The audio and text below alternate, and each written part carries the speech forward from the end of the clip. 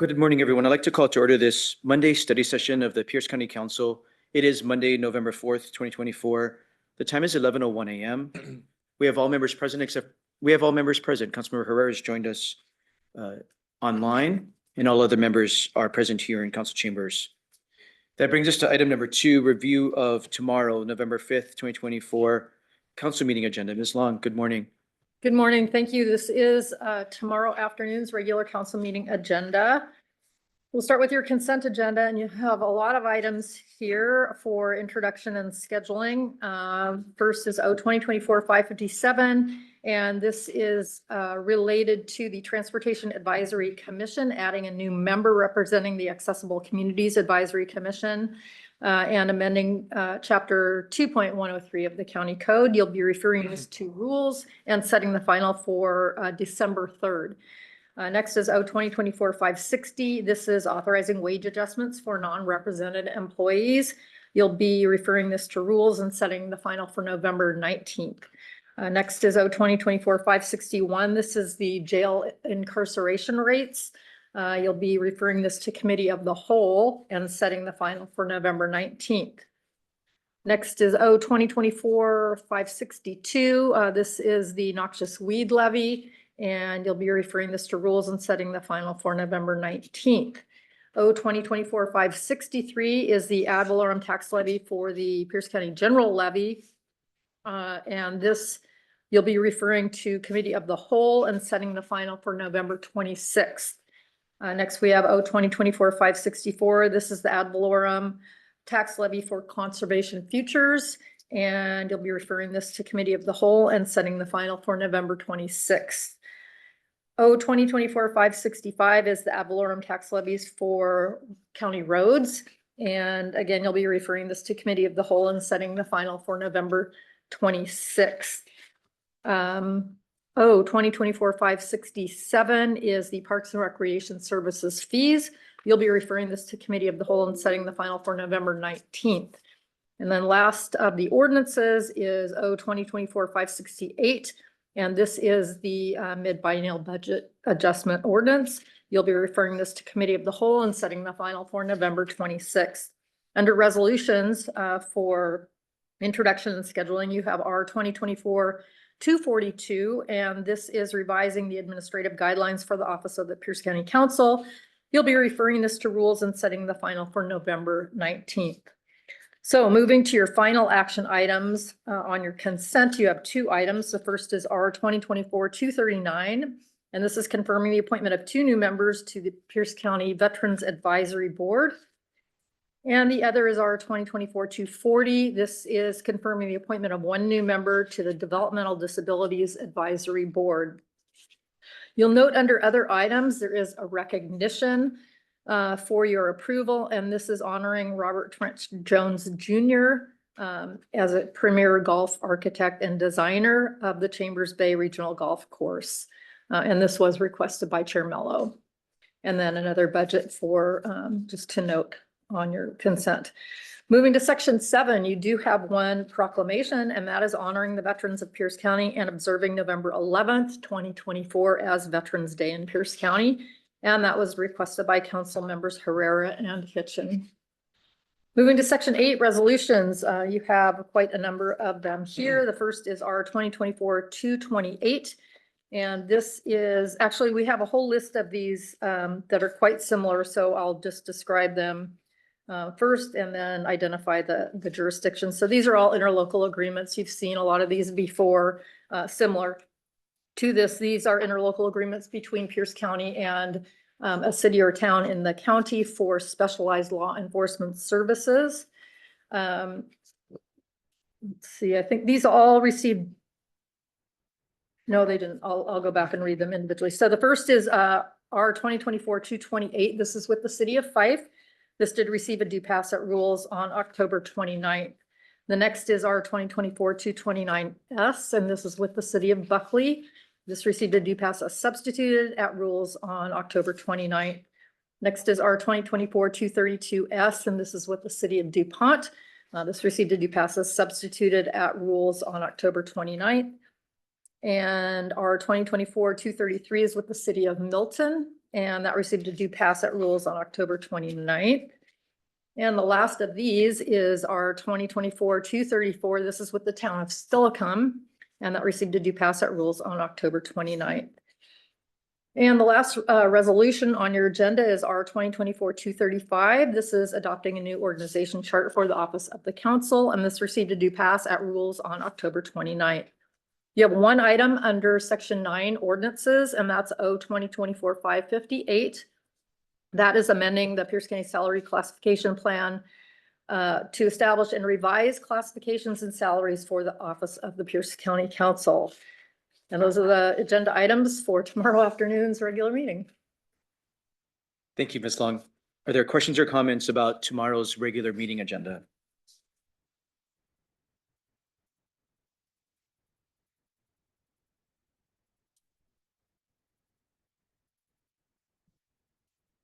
Not seeing any. Any amendments prepared for tomorrow's meeting? For final. Okay. And no grant authorizations to review today. No, sir. So that brings us to item number 3, review of committee agendas for the week. Ms. Long to brief. All right, so this afternoon at 1:30, you do have a Community Development and Environment Committee meeting. There's one ordinance on that agenda for your review. That's O 2024-559. And this is the Comprehensive Plan Periodic Update. It has a December 3rd final hearing date, and you do have 12 amendments this afternoon. Tomorrow, beginning at 9:30, you have a Health and Human Services Committee meeting. And you have one discussion item or presentation and one proposal. The presentation is the Welcoming Week Review, and you have several presenters as listed on your agenda. And the proposal is O 2024-555. This is adopting the 2024 Pierce County Behavioral Health Improvement Plan update. And that has a December 17th final hearing date. At noon is your regular Tuesday study session, and you have just your usual agenda items there tomorrow. And at 3 p.m. is your regular council meeting. On Thursday, November 7th, beginning at 10 a.m. is a committee of the whole. You have a number of presentations. First is the review of the budget schedule. That will be with Mr. Boki from our office. Next, you'll have a review of the executive's proposed supplemental budget. That will be with Gary Robinson and Julie Demuth from Finance. Both of those will also be presenting the next item, which is a review of the ARPA obligation status. And then finally, you have the review of companion legislation. That will be Mr. Boki again. And then there is time for council member discussion. So those are the meetings for the remainder of this week. Thank you. Any questions about the meeting agendas for the remainder of the week?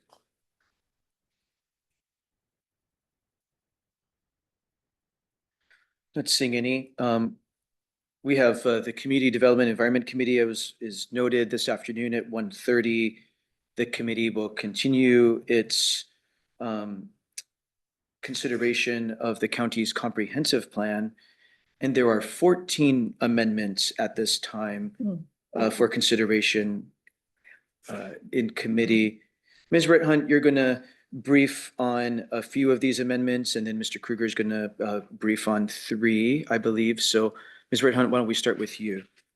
Thank you. I'm Erica Rhett Hunt, council staff. There are indeed 14 amendments proposed for ordinance 2024-559. The first, Amendment 1, is proposed by Councilmember Denson. This would add additional potential impacts to policies addressing short-term vacation rentals. So in the land use element, there's a proposed policy that directs the county to balance the needs for short-term rentals with the potential impacts for short-term rentals in making future decisions about regulatory actions. So this would add 3 impacts to the list of impacts to consider, including water supply, roadways, and traffic. The second point on this amendment would add a new policy that would address how accessory dwelling units are used for short-term rentals, and it would ask the county to consider limitations on short-term rentals, such as prohibiting short-term rentals in rural ADUs or restricting short-term rentals in ADUs to only those that have owner-occupied properties. That is- Before you move on. Yes. So the intent here is to brief on these so members know what's coming in committee. This was in the packet these amendments were in the packet late last week. So the intent is not to debate them. They're to make sure that we understand the content. Ms. Brett, the time now is meant to understand we understand the content. At this afternoon's committee meeting, we will debate the content. What's really important all around, but let's use this one as an example. I hear lots of folks in the community confused about the difference between a policy statement in this regard versus actually making a regulation that actually changes the use of someone's property, as an example here. So that there is big difference between a policy statement or a statement that might direct work, like direct staff to consider X, Y, or Z, or consider setting up a stakeholder group to think about and make recommendations to the county council at some point in the future. So, but oftentimes in comprehensive plan development, we might make a policy statement, but that policy statement does not have the strength of law or change code. Can you elaborate on that? Because it really, I think, is an important foundation when we're talking about the comprehensive plan here and code to come in the future. Absolutely. And I believe there was misunderstanding about this in previous discussions that the council had, misunderstandings by the public about previous policy discussions on this issue. So these policies basically direct the county to consider if in a future time that they're making any sort of regulatory or programmatic decisions about how to handle short-term rentals, that they would consider both the pros and the cons. So they would balance the needs and the economic development, the tourism that's provided by short-term rentals with the potential impacts on neighborhood compatibility, impacts to things like public utilities and systems. So these proposed amendments add to considerations of what the department, or I'm sorry, what the county would consider in making future decisions about short-term rentals. There is nothing in here that has regulatory change, or as you mentioned, force of law that would change how someone operates their businesses right now. It only provides things for the county to think about in the future. Well said. Probably have to have you say that 17 more times. Okay. So that we can continue to clear up the misunderstanding that I'm hearing. Correct. This is complicated stuff. A comprehensive plan versus actual land use code change. It is confusing to folks who don't have to do this all day, every day. So continue to ask for your continued patience. Yes. And good communication, Ms. Brett Hunt. Your explanation you just gave just then was excellent, and we'll have to keep doing that to make sure the Okay. public is informed. Any questions about Amendment 1? We're not debating these, we're just making sure we understand the content. Councilmember Vice Chair Campbell. Not.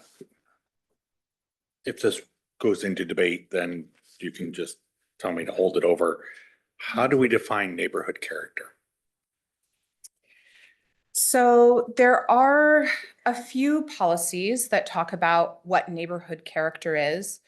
For areas that are within defined community plans, there are more specific policies and definitions in the text from the community plan standpoint of what defines neighborhood character. In the main comprehensive plan, there's just general discussion about neighborhood character. So there's not a set definition of neighborhood character, but we have those other sources to help define that. Okay, I'm gonna have to sit with that a bit because that is language we've often seen in covenants of the past that were more discriminatory in nature, that neighborhood character has been the thing that says you're not one of us. I just have to sit with it. Don't need to debate it. Was trying to see if we had a defined definition. I will look at some of that other stuff. So, thank you. Thank you for that question. Councilor Denton, you have Councilmember Herrera's microphone. I do. Mine doesn't seem to work. Councilor Denton. No worries. I just wanted to make sure that the council was aware that that particular language, neighborhood character, is in the proposal from the department. That's not part of the amendment. Gets a little confusing when there's new language being added, by the department, and then we're adding or taking away language with the amendment. But yeah, that's existing now, so that has nothing to do with the amendment. Thank you. Vice Chair Campbell. So is the shaded part not new? So it gets a bit confusing because this is a new policy added by the department. So the shaded part shows language new to the comprehensive plan. The only part in point 1 that was added is shown in the explanation above. And so it would be at the end of the very last line where it says, or the last line says, infrastructure such as ferries, parking, the amendment adds water supply, roadways, and traffic. So it would say to address impacts to neighborhood character and environment and infrastructure such as ferries, parking, the added water supply, roadways, and traffic, and then on-site sewage disposal systems. So the department gave us everything except for the words water supply, roadways, and traffic. Councilmember Denson is offering an amendment here to add the words water supply, roadways, and traffic to the list of items to be considered. Correct.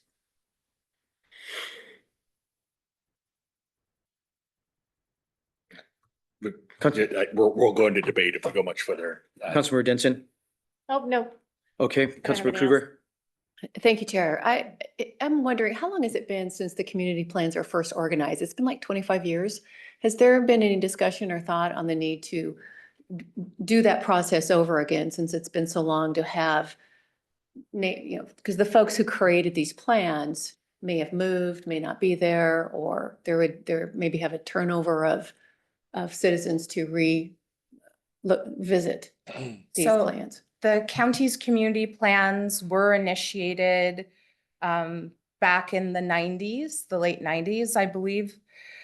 Some of them have been updated more recently. For example, back in 2001, the 4 community plans that address centers and corridors had significant updates to include the centers and corridors policies.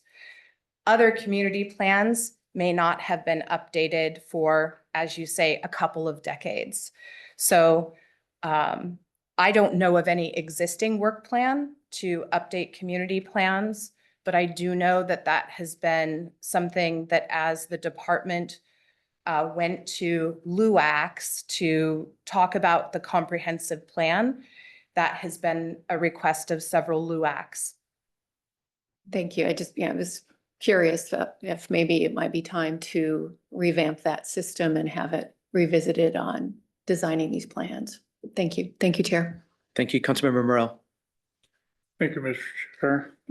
Just following up on kind of your explanation of policy versus code. Can you change code without a policy? So with, when you change development regulations, they should be consistent with the policies of your comprehensive plan. But not every change in development regulations or building codes, et cetera, have a matching comprehensive plan policy. In that case, you look generally to the goals and direction of the comprehensive plan to ensure that there's not an inconsistency. Okay, I understand that. And then just for this afternoon, when we talk about it, I would like to know what current policy is on this particular issue, if we have any current policy beyond. Oh, pardon me. beyond the change? In other words, they're making a change. What in the current comp plan was policy pertaining to short-term rentals? There are no current policies in the comp plan pertaining to short-term rentals.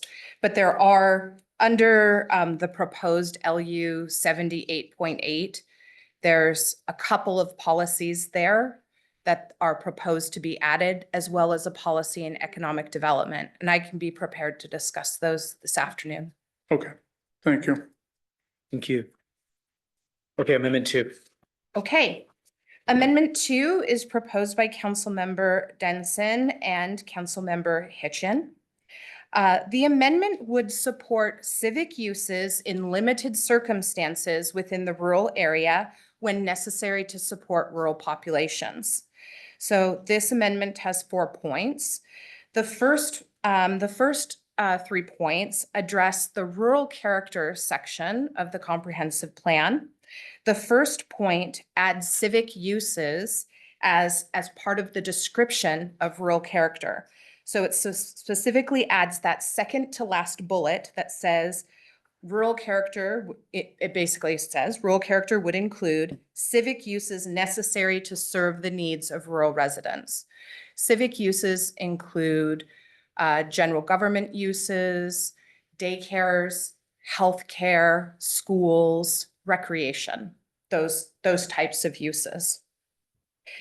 Point 2 would add a new policy, and that policy would limit, it's part of the limitation of some of the impacts to rural character and it would read, to protect undeveloped areas from inappropriate conversion by allowing new civic uses to co-locate with allowed civic uses. So this would be the type of thing where an existing church building, for example, could maybe be host to another type of a civic use. Point 3, to the same effect, would update or would amend an existing policy that says, allow for limited non-residential land uses that support rural densities. It would add to that and meet the needs of the rural population. Again, limiting the expansion or the addition of any civic uses in the rural area only to those that meet the needs of rural populations. And then last, point 4 addresses civic uses in terms of rural centers. And it says, it adds to one of the purposes of rural centers is to provide services to rural residents and those employees who work in the rural center. Questions about Amendment 2? Let's move on to Amendment 3, please. Amendment 3 is sponsored by Councilmember Denson. It would add a policy to our economic development element to support the good jobs principles. The policy would include a new policy that reads, focus on, so first of all, the goal, ED1, under which this policy is located, encourages employment growth throughout the county, contains a number of policies about the type of employment growth. So this would add a new policy that says, focus on attracting businesses that are consistent with the United States Department of Commerce and Department of Labor good jobs principles, which includes jobs that provide family-sustaining benefits that promote economic security and mobility, where workers are respected, empowered, and treated fairly, where workers can form unions and can engage in protected, concerted activity without fear of retaliation, where workers have a safe, healthy, and accessible workplace built on input from workers and their representatives, where worker pay is fair, transparent, and equitable, and where workers have equitable opportunities and tools to progress to future good jobs within their organizations and outside them. Questions about Amendment 3, Councilmember Krueger. Thank you, Chair. Is there going to be a presentation on the good jobs principles?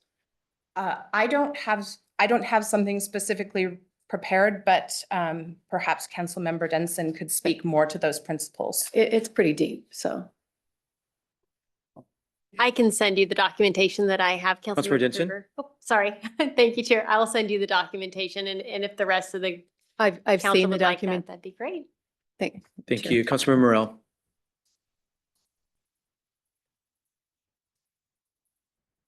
Not sure where to start on this one.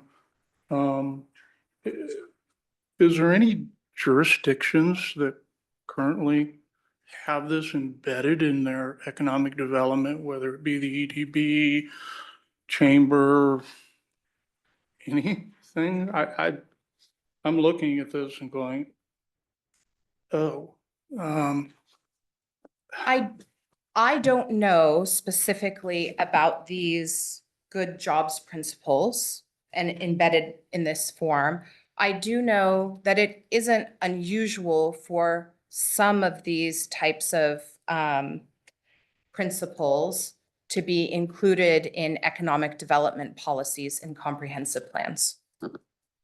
you know, in attracting businesses, the competition is so heavy that anytime you put any restrictions as far as prioritization, that causes companies to pause. Entrepreneurship, which we are trying to generate in Pierce County, they're gonna start their companies with their own values and their own systems. They're not gonna go, hey, I'm gonna start my company. It's gonna be the good jobs principles for economic development.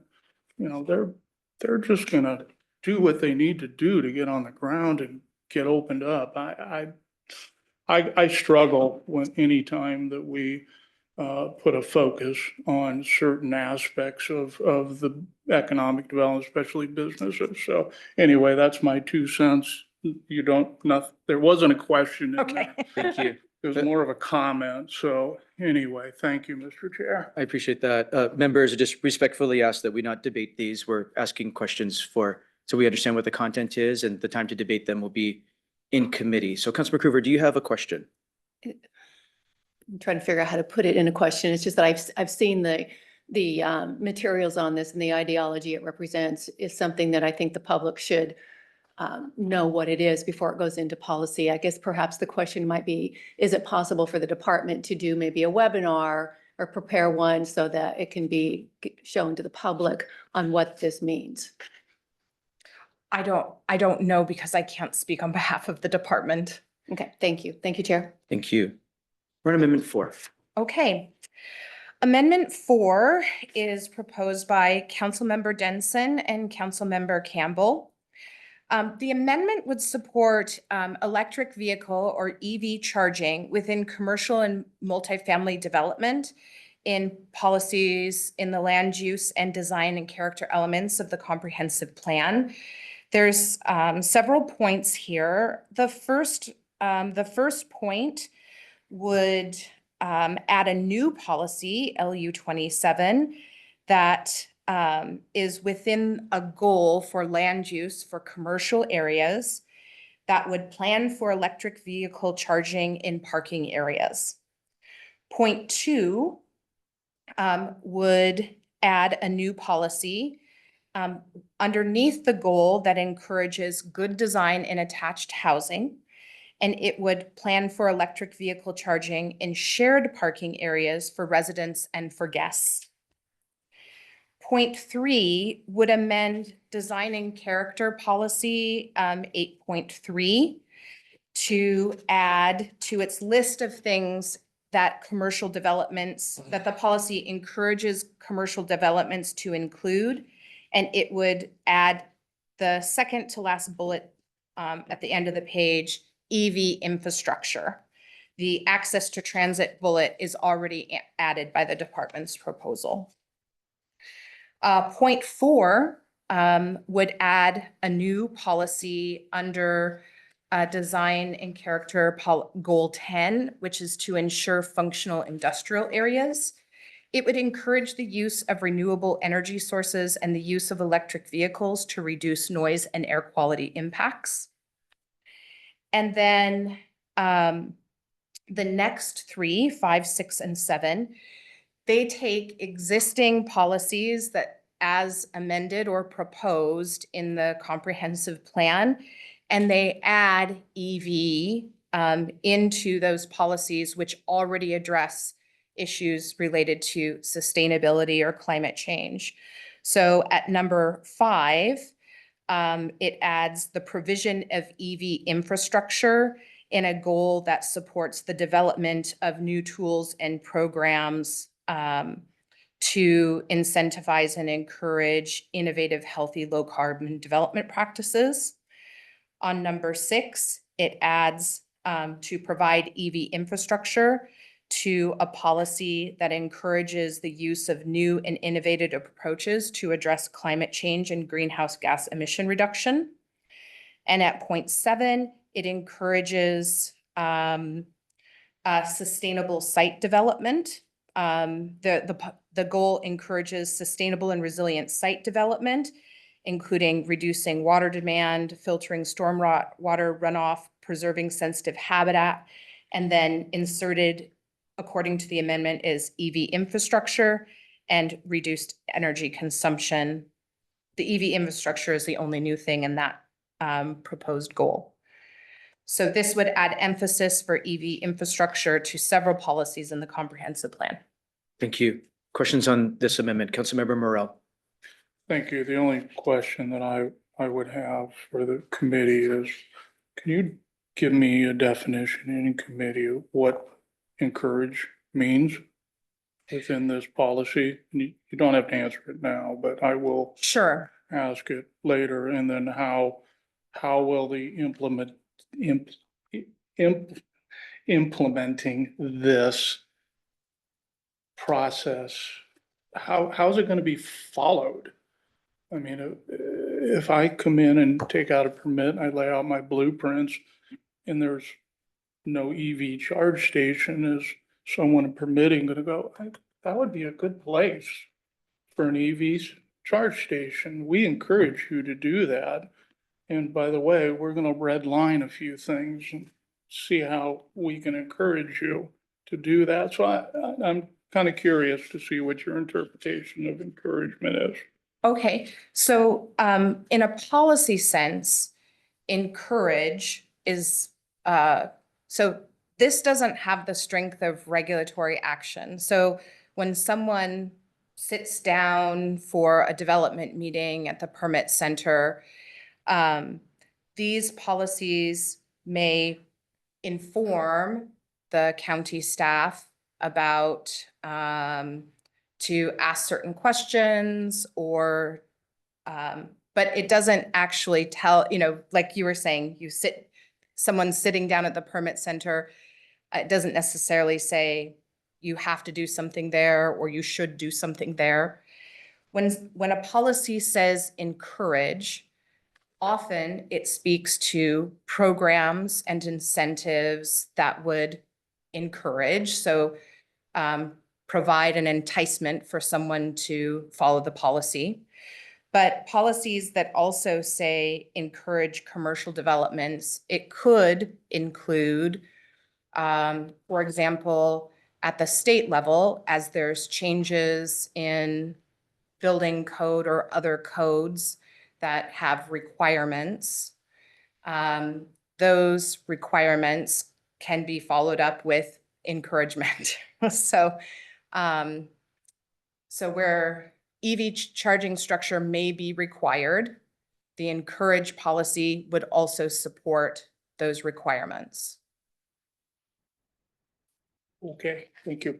Thank you, Mr. Chairman. Thank you. Councilmember Coover. Thank you, Chair. My question is in that realm because I'm asking on new and innovative approaches that are to be encouraged.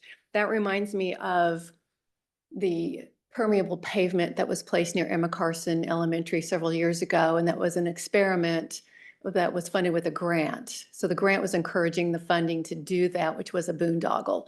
Is that the same kind of encouragement where there's a grant available? Oh, let's get that grant so that we can do this process because it follows the encouragement that was given in policy. It could be. Okay, thank you. Thank you, Chair. Thank you. Any other questions?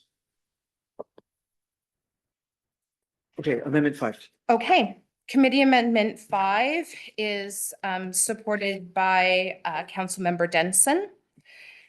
This would address policies that support agritourism to ensure that as the county makes decisions about agritourism, that it would continue to preserve agricultural uses and that those decisions would still be consistent with rural character.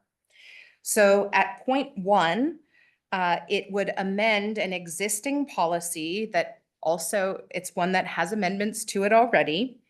And basically what it would do, as proposed by the department, LU 59.6 would support efforts of local farms to subsidize income sources year-round. And it would add with agricultural related activities that are consistent with the agricultural and rural character of the area. So it adds that last clause to that policy. On point 2, the policy that's proposed by the department would support a variety of agritourism uses that encourage economic sustainability and increase the viability of local agricultural operations while promoting the primary agricultural use of the land. This would change the verb there from while promoting to while retaining the primary use of the agricultural land. At point 3, point 3 addresses the compatibility of rural character and the considerations that would be taken when considering land use for agritourism. So this is an existing proposed policy, and I will highlight where the additions are. So it reads currently, ensure compatibility of agritourism land use and agricultural land use. The amendment adds with the surrounding rural area. And then the proposed policy continues on, including preservation of agricultural and rural character. And the amendment adds of the community and taking into consideration water availability, road capacity, parking infrastructure, lighting, noise, and hours of operation. And those are the 3 points on Amendment 5. Are there questions about Amendment 5? Councilmember Krueger. Thank you, Chair. This just makes me think of, in the Ording Valley when it's Christmas and the cars are lined up and whatnot. Is this addressing something like that? So it doesn't specifically address that, But right? it could. It Could be applied. Well, these policies, yes, they would be applied to the establishment of agritourism uses. And the establishment of new codes and regulations relating to agritourism. So what it does is it emphasizes that when agritourism uses are to be allowed, they should be consistent with rural character, and they should preserve the underlying agricultural use. So it adds emphasis to that area, which is what these policies already are intended to do. Okay. And when I look at the 59.6, support efforts for farms to subsidize income sources, isn't that already a right to be able to do that? Or That language is part of the proposal from the department. In this, the last clause that starts with agricultural related activities, that's the only new part of the amendment that's involved in the amendment. Okay, thank you. Thank you, Councilmember Morel. Thank you. On 1.7.3, I know that, you know, I've had to deal with a lot of venues in my area that are operating due to agritourism. They fit in that box. To me, this just opens up the NIMBYs to complain about everything in the world. So I'm a little concerned about adding so many elements into this, but there again, I'm more concerned about who defines rural character. So rural character is defined in the comprehensive plan. And if we look back, it is, I have the actual policy number. It's defined in goal LU 42 and the supporting policies below that. If you give me a copy of that, I'd appreciate it. Sure. Thank you. Thank you. We're on Amendment 6. Okay. Amendment number 6 is supported by Councilmember Denson. This amendment would support planning for environmentally sustainable industrial development. It adds policy language in 2 points. At the first point for a policy addressing Frederickson, it would add where the policy wants to emphasize planning for development at Frederickson that is efficient size and shape, planning for transportation and services, urban design standards, and protection from incompatible land uses. It would also add planning for energy efficient and low carbon building energy solutions. At point 2, in a section of policy that addresses policies for any type of development, including industrial, it would add a new policy to plan for energy efficient and low carbon building energy solutions to reduce climate impacts. Any questions about Amendment 6? Councilmember Krueger. Thank you, Chair. It seems to me that these are already being done because I think every grant I've seen and every policy already includes these encouragements or these ideas. Am I incorrect? I would say many grants that are out there have a component of environmental sustainability with them. That's what I'm thinking. Thank you. Thank you, Chair. Thank you. Any other questions about Amendment 6? Okay, Amendment 7. Amendment 7 is sponsored by Councilmember Denson. This would add support for green jobs in the economic development element. It would add a policy again under the general goal of encouraging employment growth in the county. The new policy would read ED 1.11, promote environmentally focused and sustainable green industries in Pierce County that support high wage jobs and improve environmental quality and public health outcomes. Nested below that policy would include sub-policies ED 1.11.1, support policies and programs that incentivize green industries as a priority component of Pierce County's economic development strategy. ED 1.11.2, pursue new businesses and support existing businesses that produce environmentally sustainable products, use environmentally sustainable processes, and engage in environmentally sustainable supply chains. ED 1.11.3, leverage private and public efforts to decarbonize the economy as an economic opportunity for Pierce County businesses.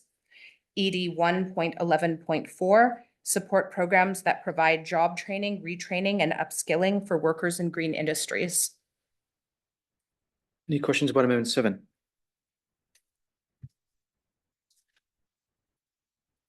Thank you. I think we're going to move to Mr. Krueger for a briefing on Amendments 8 and 9.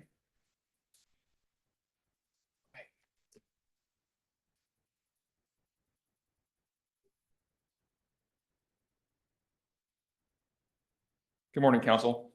Committee Amendment number 8 concerns the park and recreation element, kind of a potpourri type of an amendment that touches on several different aspects of policy. The first change, item number 1, would switch out the description of a prohibition of the use of tobacco in parks to the word smoking.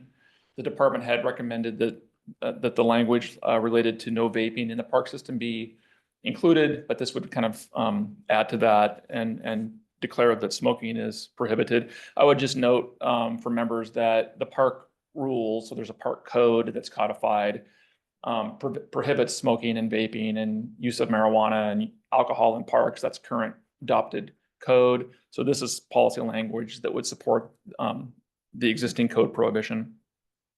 The second item is a typographical error. It adds a colon at the end of the statement, but it was just something we noticed and decided to go ahead and clean up. Item number 3 relates to implementation of recreational programming and changes out the language that indicates that programming will be advanced based upon the vision of the department and basically replaces that with a statement indicating that recreational programming will be consistent with the goals that are stated in the comprehensive plan related to recreational programming. So you'll find at goal number 18, there's a list of policies that relate to programming. This policy would reinforce that. And then it also indicates that the programming objectives that are contained within the PROS plan would be the county's adopted policy. I guess this just brings it back to council in terms of kind of controlling the future of programming, keeping the council involved in that mix and that discussion. And then the last item, I guess, there's 2 more. So number 4 would eliminate a reference to location of trailheads to exclusively being located within urban areas. That language would be struck. And what that does is broaden the policy to indicate that trailheads could be located countywide to promote the objectives that are described in the policy. And then the last item, it's a little tricky due to the format that we're dealing with here in the comp plan, where we have language which is already highlighted that's provided to the council for consideration. So bear with me as I explain this. So what we have in the proposal is a complete strike through of 13.1. This amendment would undo that strike through to retain that list of examples of things, items that could be used at different trailhead locations as appropriate. So the words as appropriate is new. The rest of that strikeout that's been proposed by the department would go away, again, to retain that language. And then the proposed language that's coming from the department would show up with a new number, which would be 13.2. That shows up as highlighted because that's the department's suggested language. And so you're basically, what you're doing with authorizing this amendment to go forward, number 5, is you're keeping the department's suggestion in terms of new language, and you're also retaining some specificity related to items that would be that potentially could be used at various trailhead locations. Questions about this amendment? Councilmember Morel. Thank you, Mr. Chair. Mr. Krueger, pertaining to the smoking and vaping, the Parks Department has all kinds of rules and regulations within their parks. How do they enforce those?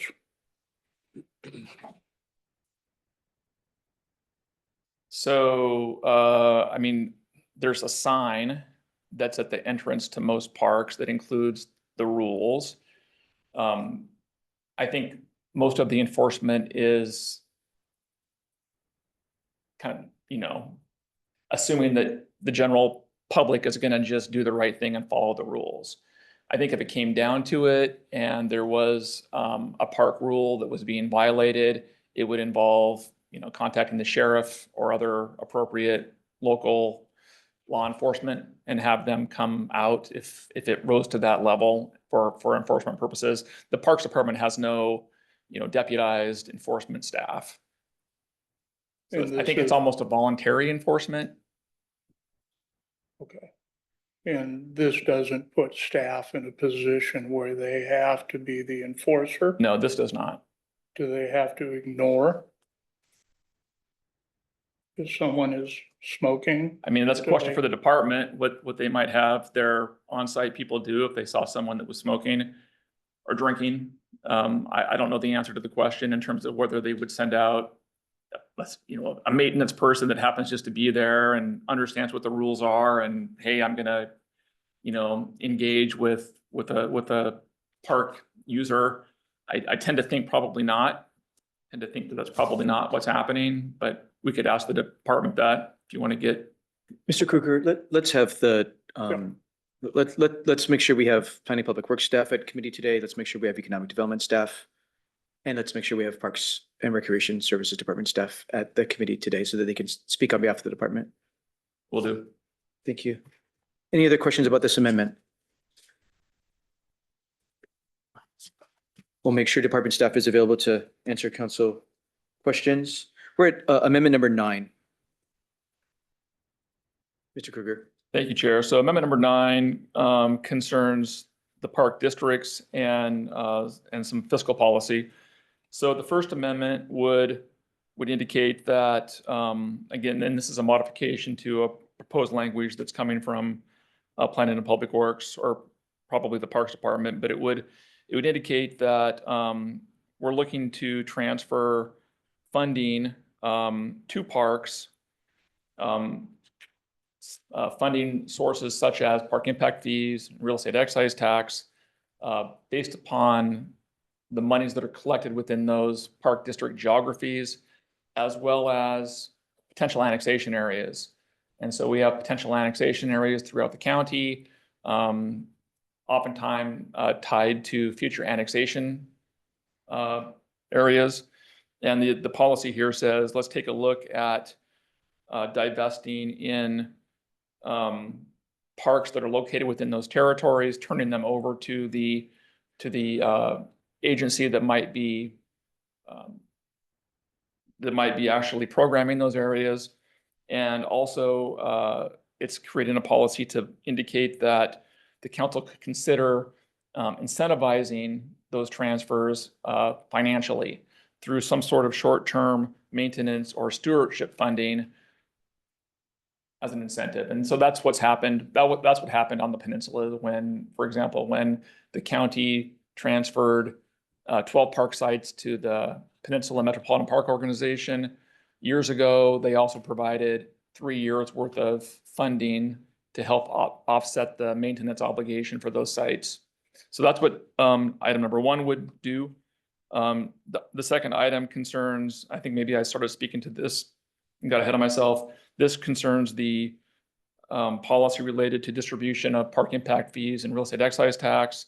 And it's indicating that that a certain amount of that money should go to the park districts when the park district is providing the programming for those service areas. So that's item 2. Questions about the content of amendment 9?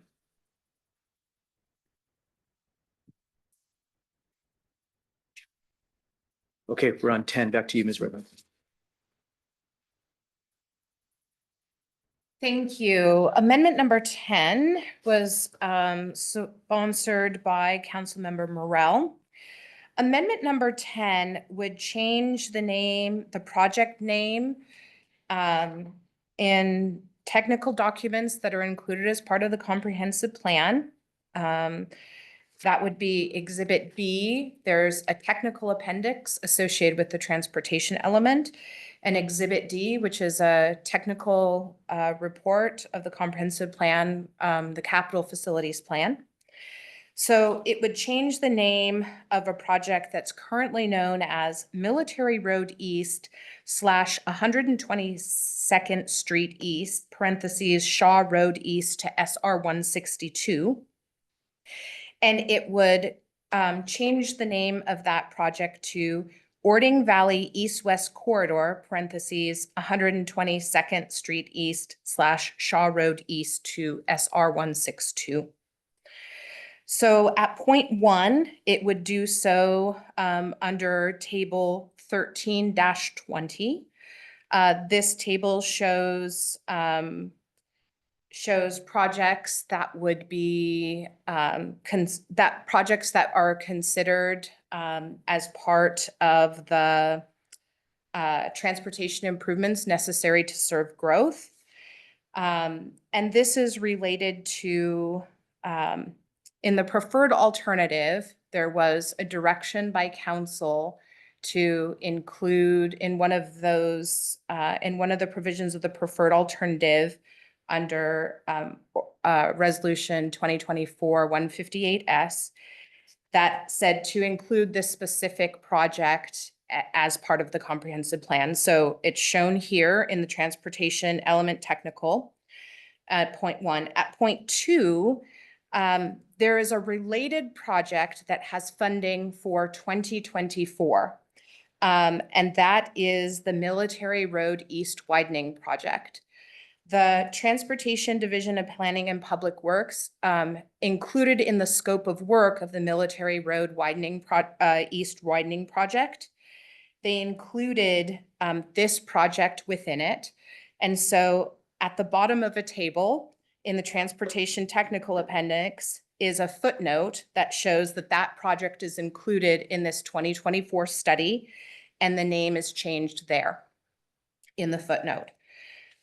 Similarly, in the Capital Facilities Plan, which is a technical document supporting the comprehensive plan update, and it's in Exhibit D of the ordinance, you see again that at point 3, that the project is shown on a table in the Capital Facilities Plan as a facility supporting growth. The name is changed there. And then similarly, there's a table in that Exhibit D, which references the current 2024 Military Road Widening Project, and point 4 adds a footnote that acknowledges that this project is part of the study of the Military Road Widening Project. So very, very technical kind of amendment, but to ensure that the Ording Valley East-West corridor is represented in the comprehensive plan. Thank you for explaining that. Questions, Councilmember Hitchin? Thank you, Chair. Just trying to connect this to the transportation improvement plan. And they're happening at different times. So just want to understand Yes. cart horse, I guess. So in the comprehensive plan, so there's 2 things I need to explain about that. In the comprehensive plan, these technical appendices take a snapshot and they say, what kind of development would we need to serve growth if the land use plan in the comprehensive plan happens over the next 20 years? So the capital facilities plan and then the projects in the technical appendix are part of that snapshot. So none of those documents really commit the county to anything, but they do reflect our current, the county's currently adopted TIP, currently adopted capital facilities plan, et cetera. So in these, it's just that snapshot that really proves our work of growth management that says, if we're planning for 20 years of growth, would the county have the ability to pay for it? So that's part of that thinking in these amendments. However, because this project is on the TIP that'll be before the EIDC at its next meeting, we're following this closely, and we're following this closely, and if necessary, could introduce an amendment at committee to also update the name for consistency in the TIP. Okay. The department, when I spoke with them, they also told me that the old name or the current name is also in 2 policies that affect community plans, and they're sending up proposed amendments to community plans as part of the comprehensive plan update. So we will be tracking that as well if we need to update the name of the project in those community plan policies. Okay. Thank you. Thank you, Chair. Thank you. I had to Any other ask. questions about Amendment 10? Okay, right, Amendment 11. Okay, committee amendment number 11 is sponsored by Councilmember Denson. This would add and amend policies in the land use and open space elements regarding the prioritization of lands eligible for conservation futures program. So in these two policies, there were changes proposed by the department that could be interpreted as giving agriculture a higher priority than the other adopted other than the adopted high priority list that's already in the Pierce County Code. So for conservation futures. So both of these points restore the language that's in the existing plan. It supports agriculture as being on that high priority list, but the amendments are intended not to alter the language to give them a higher priority than the other things that are in the high priority list. So at point 1, this is under some general policies, land use policies related to agriculture. And at point 2, those are, it restores the language in policies related to agricultural resource management. Thank you. Is it safe to assume that if this amendment passed, there would be more work to do from the Parks and Recreation Services Department when they update their scoring criteria for the Conservation Futures Program? They would take this into account and there would be work for them to do. No, it's actually the opposite. So the existing scoring criteria is already adopted in the Pierce County Code, and it includes agriculture as a high priority, along with another 8 or 10 items that get additional points in their scoring criteria if they're those types of uses. If they're that type of natural resource concern. Correct. Thank you for clarifying that for me. Any other questions about Amendment 11? Okay, we're on 12. Okay, amendment number 12 is sponsored by Councilmember Morel. This amendment would reinstate text and policies supporting maximum rural densities. So this would occur at 4 places within the land use element. At point 1, it restores text. It restores text that removed. Okay, so this one's, we had to, this one is a wild ride because we're restoring and removing. So in the existing proposal, the department removed text and policies that supported maximum rural densities. So that would include densities that people get for clustering lands or preserving open space. The department removed all of that language. This amendment reinstates it. So it reinstates the text that explains and supports it in point 1. At point 2, it removes the strike through and then renumbers a policy because policies were renumbered. Under the policies of goal LU 43, which is preserving rural character. At point 3, it reinstates a policy by removing strike through and renumbering policies that would allow for density incentives for open space for rural residential lands. And at point 4, it would reinstate a policy that would allow for community plans to basically include provisions for clustering and density incentives for agricultural lands management. Questions about Amendment 12? Ms. Red Hunt, the language that came to council in the proposal, the reason that it came to us in the way it did in this regard is in order to be consistent with the preferred alternative as passed by the county council. Correct. So would changing this be consistent with preferred alternative? So it's a little bit complicated. So the preferred alternative asks the department to consider on a community plan by community plan basis, whether or not rural maximum density should be included or excluded from those community areas.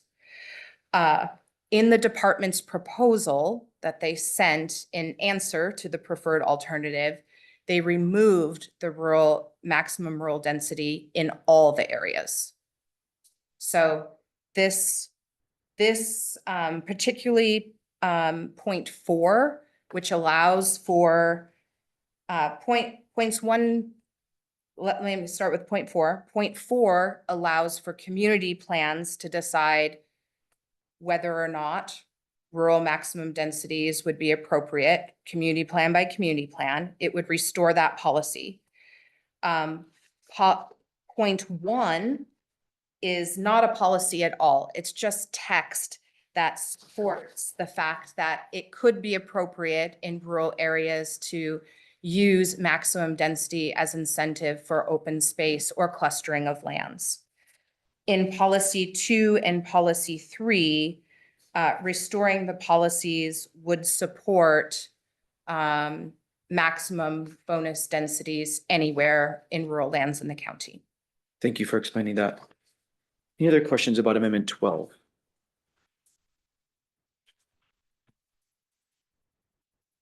Okay, we're at 13, Mr. Krueger. Thank you, Chair.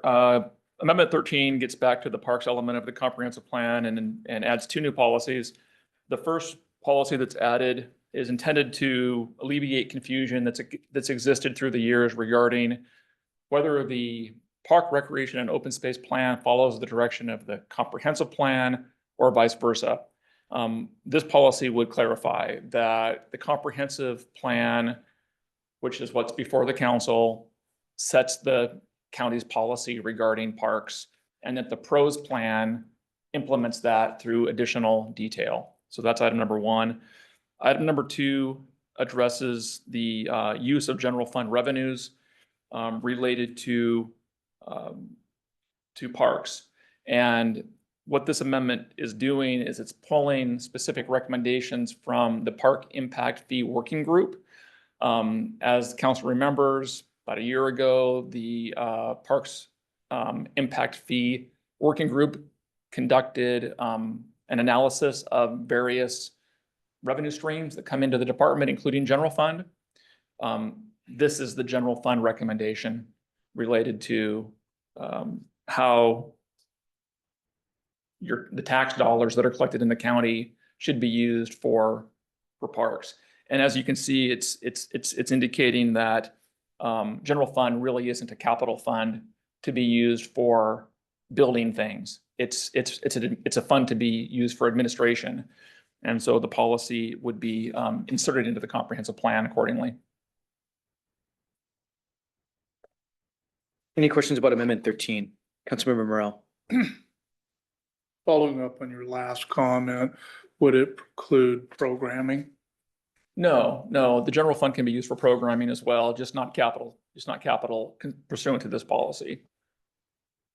Okay, thank you. And and we can talk about this more in the meeting this afternoon. The idea here is that the money could be used to support staffing that are working on capital projects. If you recall in the last budget, there was quite a bit of debate regarding, real estate excise tax and sales tax and park impact fees, and whether or not those dollars should be used to support staff or sticks and bricks to be used in the construction. And so you asked the Park Impact Fee Working Group to take a look at that. And what they said was, let's not use those capital fund dollars for staff. And so they recommended that language be eliminated, no more staffing to be used, no more park impact fee monies to be used for staffing, as an example, but use general fund instead. And so this policy supports their suggestion. Okay, thank you.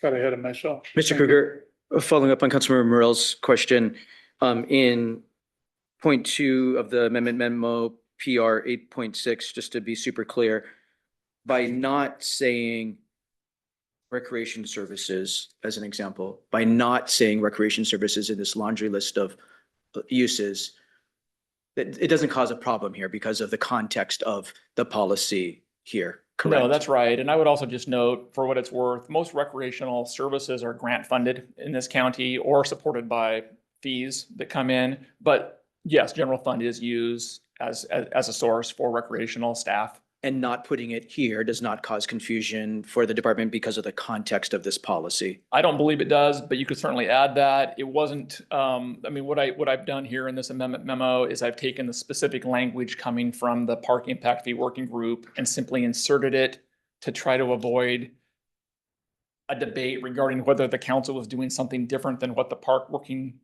Impact Fee Working Group had come up with. But to add recreational staffing to 4.6 would not be in conflict if you wanted to do a friendly amendment, for example, during the meeting. Okay. Let's think about it, doesn't want clarity and don't want years down the line, folks to misinterpret what we're trying to do here. Thank you for thinking about that for us. Okay, our final committee amendment, Amendment 14, Ms. Red Hunt, you have the briefing here. So Amendment 14 is sponsored by Councilmember Morrell. This amendment would support exceptions to minimum density when needed to redevelop lots within existing development, or I'm sorry, redevelop lots with existing development. So the policies in accordance with the preferred alternative, the policies of the land use element support increased densities in the high capacity transit area. This includes increased densities in the area that is known as the centers and corridors. So those zones that include town center, N-core, U-core, those types of zones. The minimum in the regulatory package, the department is proposing to increase the minimum densities. And there'll be more of a presentation on this at the CDEC meeting this afternoon. Someone from the department is going to present. But they'll be increasing those densities in their proposal to 24 units per acre as a minimum density. This would allow for exceptions to that minimum density when infill occurs on small sites that have existing development. So it would add a policy that reads, consider reducing minimum density standards to allow infill on small sites that preserve existing development. And this policy would be inserted under Goal LU10, which addresses the compact urban designation, formerly the centers and corridors goal, a centers and corridors goal. And it would be under LU 10.2, which is about density and intensity in the zone, the centers and corridors zone specifically. Thank you. Questions here, Councilmember Hitchin. Thank you, Chair. I think I captured this and I'm not part of CDEC, so I'm always playing catch up with this particular committee, but is this countywide or just centers and corridors is this amendment?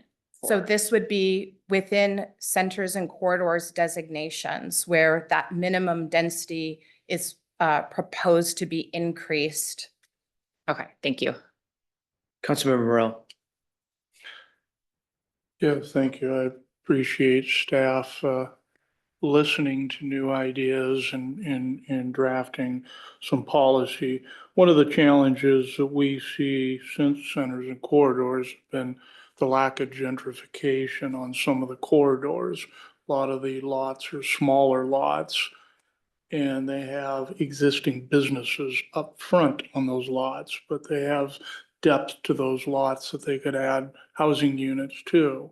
So we're looking at if there's an existing business on there, that they could utilize the rest of the lot for housing and not having to make a choice between tearing the business down and building or keeping the income in the business on the lot, but adding housing development, whether it be a duplex, triplex, fourplex, whatever it is. So it's kind of unique, but I think I think it'll do well. So thank you.